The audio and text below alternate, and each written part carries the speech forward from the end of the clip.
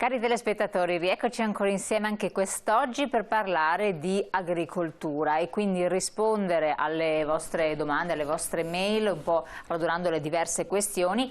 Con noi qui in studio è ben ritornato Daniele Salvagno, presidente Coldiretti del Veneto. Grazie di essere qui con noi. Buongiorno a tutti voi. Tra l'altro imprenditore agricolo, lo ricordiamo perché come si commentava fuori onda, quando uno è del settore, lavora in un comparto, è ben a conoscenza di quali sono le problematicità, le dinamiche, cosa si muove, cosa invece purtroppo non si muove, e vedremo anche di darvi delle risposte. E le istanze naturalmente che l'associazione di categoria fa al governo, le pressioni per riuscire a ottenere quel che è dovuto. Allora, Presidente, vediamo un po' per dividere nei vari settori. Tempo ne abbiamo e possiamo anche dedicare un po' di spazio ai vari ambiti. Incominciamo da che cosa? Dalla frutticoltura, il settore frutticolo? Sì, la frutticoltura è uno dei il nostro paese è uno dei posti veramente più adatto per essere specializzato in kiwi, pere, pesche, mele, e quindi non temiamo concorrenze. L'unica cosa che ogni giorno abbiamo delle avversità atmosferiche piuttosto che la cimice asiatica, e quindi abbiamo bisogno che ci siano anche delle risposte serie, immediate, anche su un aspetto di ricerca, di innovazione delle varietà, nuove varietà che ci portano ad essere sempre più biologici, sempre più sostenibili. Oggi il consumatore chiede un prodotto sempre più sano e più biologico. Tenete presente che nel nostro paese la biologicità è veramente la parte integrante dell'agricoltura. Ecco, ma secondo lei è possibile fare frutta biologica? Perché quando uno si dice ma se i frutteti sono vicino alle autostrade dove comunque c'è il famoso PM10, l'inquinamento, ma se ci sono comunque degli animali che possono danneggiarli, se come ci dicono è biologico solo se è informe, brutto, bitorzoluto, invece noi vediamo queste bellissime mele o pere perfette, se non sono tali, ai noi, o i cachi. Com'è questa storia? Sì, allora naturalmente i disciplinari sono molto rigidi e quindi un giusto rispetto di quelle che sono le culture implica anche delle aree di fascia di rispetto, quindi soprattutto sulle zone delle strade, soprattutto vicino alle zone sensibili, quindi gli asili, le scuole, non possono essere fatti trattamenti, vengono tenute delle distanze di sicurezza importantissime, ma nello stesso tempo dovremmo tutti insieme fare un'agricoltura biologica, perché questo ci permette di dare delle condizioni di giusto equilibrio tra quello che è la cittadinanza e anche quello che è un'agricoltura sana e sostenibile del nostro territorio. Tenete presente che, come vi dicevo, l'Italia è il paese a livello europeo con la maggior numero di aziende agricole nel settore del biologico. Questo cosa vuol dire? Vuol dire che noi da agricoltori ce l'abbiamo nel sangue l'idea di far bene le nostre cose, cercare di essere il più possibile sostenibili, e quindi meno trattamenti, meno concimi, meno diserbi, a differenza a volte di altri paesi dove trovate il terreno senza un filo di erba. Da noi le erbe sono spontanee, ci sono fiori, prati, e anzi c'è la gente che va a mangiare le radicelle in mezzo ai vigneti o in mezzo agli oliveti. Ecco, quindi questo è un segno di salubrità? Questo assolutamente è un segno di salubrità, è un segno anche di sicurezza. Teniamo presente che l'Italia ha il valore più basso su quelle che sono le soglie dei principi attivi, chimici, quindi degli antiparassitari. Siamo il paese altamente sicuro in termini proprio di sicurezza alimentare, perché abbiamo l'USL, perché abbiamo i NAS, perché abbiamo la repressione frodi, perché tantissimi controlli che vengono fatti, vengono eseguiti, e quindi prima di mettere un prodotto sul mercato veramente è ipercontrollato. Il prodotto sul mercato, vediamo che ci sono prodotti che vengono anche tanti dalla Spagna, insomma non c'è da nasconderlo, ma è obbligatoria l'etichetta della provenienza di frutta, come non so, possono essere le mele, le pere o quant'altro? Sì, allora naturalmente ci sono certi settori dove viene messo obbligatoriamente la provenienza, altri settori dove non siamo ancora riusciti a imporla, per esempio è di questi pochi giorni che anche per tutto quello che è un aspetto di suini e quindi le carni provenienti dall'estero deve essere obbligatoriamente tracciata la provenienza e scritto se è un allevamento estero oppure se è un allevamento italiano. Ecco, questo penso che sia un grande valore, soprattutto e mi lego al settore dei prosciutti che poi vanno a creare il dissossato, e quindi grandi carni di pregio sarebbe fondamentale che venissero dichiarate tutte. Almeno da dove vengono. Ma questo torniamo, ci dedichiamo un capitolo. Per adesso sì. La frutta invece... Nella frutta abbiamo bisogno di una grande ricerca. Quando dicevo prima la ricerca è fondamentale per andare a creare biologicità, questo da dove deriva? Deriva dal fatto che se noi andiamo a fare delle azioni mirate sulla ricerca di varietà autoctone resistenti alle malattie fungine, evitiamo di fare dei trattamenti. Ecco, quindi ci dobbiamo dare una mossa, una svegliata. Un Veneto Agricoltura, che ce l'abbiamo qua in fianco, dovrebbe lavorare a servizio dell'agricoltura per cercare di tirar fuori tutte quelle sfaccettature possibili e immaginabili delle varietà autoctone per rendere un'agricoltura sostenibile a impatto zero. Quindi noi chiediamo una grande sensibilità da parte di tutte le istituzioni per far sì di far lavorare i nostri enti che ce li abbiamo, ed è giusto che lavorino a servizio dell'agricoltura. Io, Presidente, le chiedo un'altra cosa, la questione dei kiwi. Abbiamo avuto veramente un disastro. Cosa sta succedendo e che speranze ci possono essere? Perderemo le nostre produzioni di kiwi? Erano stati degli investimenti, tra l'altro anche strategici, erano rilevanti. Che cosa è capitato? Poco Guardi, se ne è parlato, tra l'altro. Le riporto un dato. Calano vertiginosamente quelli che sono gli ettari coltivati.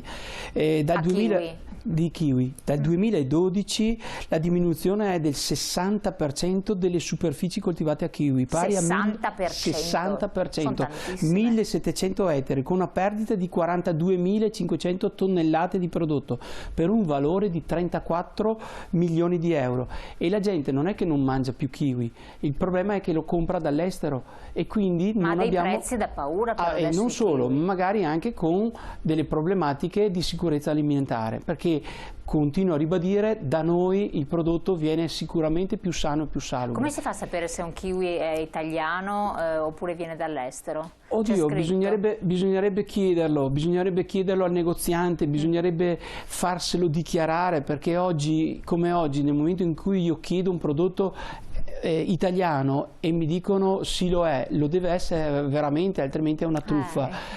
Quando una mela o una pera viene dal Cile e mi dicono mele italiane, non esiste. Allora dobbiamo fare in modo di avere un'attenzione particolare nel momento in cui andiamo a compiere il gesto di acquisto.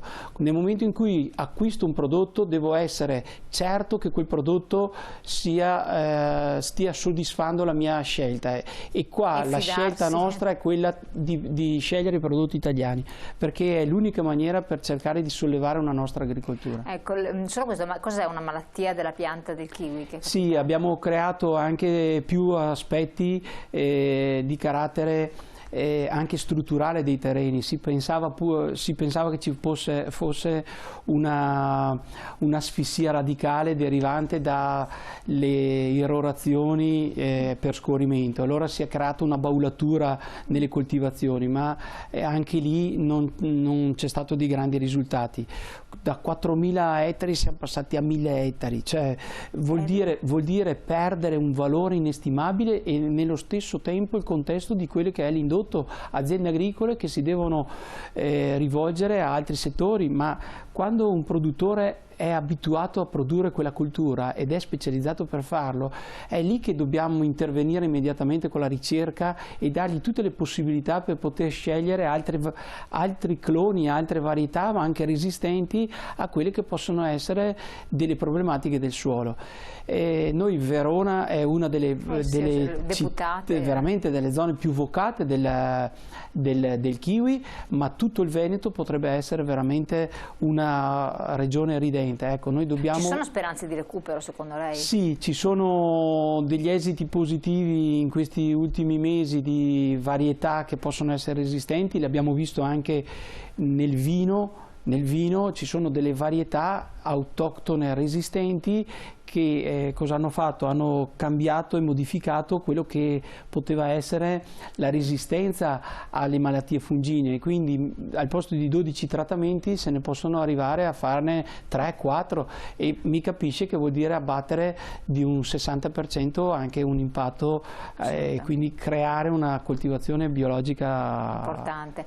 Prima di passare invece al settore vitivinicolo, visto che lei ha accennato, mettiamolo in mezzo l'olio d'oliva.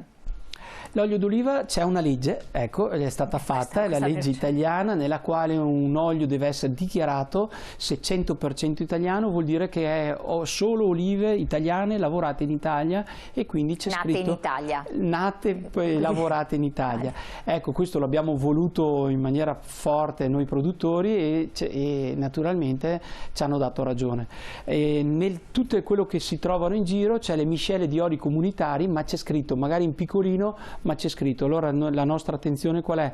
Di guardare il consumatore deve leggere bene l'etichetta e quando c'è scritto miscela di oli comunitari evitate di comprarlo. Comunque è sano, i nostri oliveti sono sani. Sì, sì, sono sani, sono ridenti. Almeno quello, lei che è un produttore di olive ben lo sa. Un messaggio: sono un vitivinicolo dei Colli Euganei e vi dico che il Covid ha creato una crisi del settore impressionante.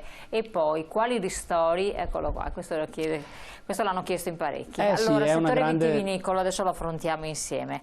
Come sta andando? È una grande quesito perché non è tanto in quello che manca il ristoro per la ristorazione, per il pranzo che uno non fa o la cena, ma è l'indotto che ci sta dietro a quel pranzo, il cameriere, il prodotto che va nel piatto, lo chef, il fattorino che porta il prodotto. Per i quali i ristori non sono previsti. I ristori sappiate che non potranno mai colmare quello che sono queste grandi perdite. Il settore vitivinicolo quanto perde nelle vendite? Il settore vitivinicolo sta facendo dei disastri perché soprattutto il nostro settore, che siamo la regione con più alta denominazione d'origine protetta, quindi dov'è che andiamo a consumare i vini di qualità? Nella ristorazione, nelle carte dei vini. I famosi DOCG, DOC, le DOCG, le DOP, cioè sono tutti prodotti dove vengono menzionati all'interno delle carte dei vini della ristorazione. Rapidamente, dopo torniamo sull'argomento, dopo la pubblicità, ma il vino se non viene venduto si può conservare. Sì, è l'unica grande fortuna che soprattutto per i vini rossi possono essere vini da meditazione, quindi un anno in più ne migliora la qualità. Un po' meno per quanto riguarda i vini bianchi, che sarebbero da utilizzare d'annata, ma quello ritengo che sia doveroso cercare di consumarli, cercare di fare delle attività promozionali, ed è questo che chiediamo un'attenzione al nostro consumatore, di scegliere nel momento in cui si va anche a scaffale un vino italiano perché ne va della nostra agricoltura. Comunque è stata una buona annata questa. Assolutamente sì, se volete due numeri su quello che riguarda... Allora facciamo così, diamo i due numeri, mettiamo adesso i due numeri, dopo così cambiamo comparto, dai, diciamoli adesso, ci siamo. Ecco, perché tenete presente che il vino, essendo una delle grandi risorse del nostro paese, ecco, quindi qua mi metto anche gli occhiali per essere ancora più preciso, ha una grande esportazione che ha raggiunto i 2,35 miliardi di euro di fatturato, segnando sull'anno scorso un 5%. Nel momento in cui è arrivata questa pandemia ha bloccato la ristorazione, ha bloccato i consumi fuori casa e quindi stiamo perdendo un 3,4% pari a solo in Veneto a 1 miliardo di euro di fatturato. Mamma mia, sono cifre da paura. 1 miliardo di euro di fatturato vuol dire che ne viene meno un'economicità di tante piccole aziende che vanno in campagna, tappotano la vite, coltivano il terreno in maniera impeccabile, da buon padre di famiglia vorrei dire, perché preservano anche quelli che sono un aspetto paesaggistico del nostro territorio. Teniamo presente che il Prosecco è diventato le colline patrimonio dell'umanità, adesso ci sarà anche l'Amarone e me lo auspico, ma cosa vuol dire questo? Vuol dire che abbiamo un patrimonio inestimabile che non può essere lasciato a se stesso. Perché il blocco della ristorazione eccetera è questo che praticamente stecchisce, diciamo, il settore. Certo, il consumo domestico non sopperisce. E va ad abbassare quello che può essere il livello, invece noi dobbiamo cercare di esaltare le punte di diamante in modo da fare il traino di quello che è l'eccellenza italiana. Assolutamente. Torniamo su questo per rispondere anche alla domanda se ci sono dei ristori per i produttori vitivinicoli, che diceva dei Colli Ugani in particolare, ma poi ci sono anche altre aree, tra poco dopo la pubblicità.